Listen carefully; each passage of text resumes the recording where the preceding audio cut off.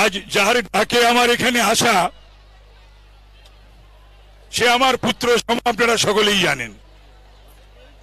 সজল সজল ঘোষ, ওর ডাকে আসা, দক্ষ সংগঠক, যেটাই করে গুছিয়ে করে। এত ছোট আমাদের, কিন্তু বিচক্ষণ, ভাবনা চিন্তার প্রতিফলন সুন্দরভাবে ঘটায়। এখানে অর্চনা রয়েছেন, আমাদের জেলার অধ্যক্ষ তমগ্ন ঘোষ রয়েছে, ও আমার কাছে অত্যন্ত প্রিয়। এইটুকুনি বয়স থেকে আমি তমগ্ন বলে সাধারণত ডাকতাম না, এখন ডাকতে হচ্ছে। আমি বাবু বলেই ওকে ছোটবেলা থেকে ডেকে এসেছি।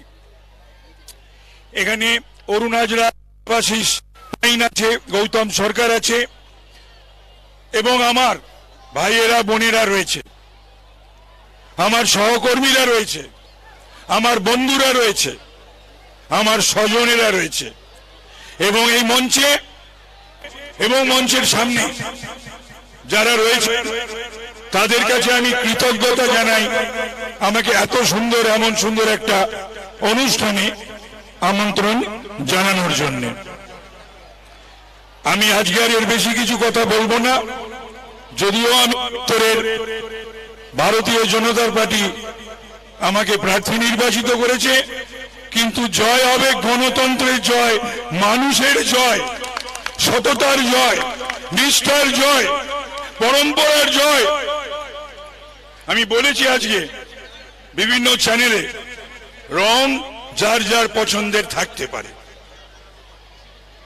মানুষ নিজের পছন্দের রং বেছে নিতে পারে, রঙিন হতে পারে। শান্তি, শৃঙ্খলা, পরম্পরা, গণতান্ত্রিক বন্দোবস্ত ব্যবস্থার মধ্যেই যেন সেটা বজায় থাকে। রংবাজি বরদাস্ত করবে না উত্তরের মানুষ এবং বাংলার মানুষ। জয় শ্রীরাম, ভারত মাতা কি জয়। কাকুকে আমি একটাই কথা বলবো, বড্ড তাড়াতাড়ি গলা বসিয়ে ফেলেছে, এখন অনেক গলাবাজি করতে হবে, এটা কিন্তু যেন মাথায় থাকে। এই কথা বলে আমরা আবার গান বাজনায় ফিরে যাব।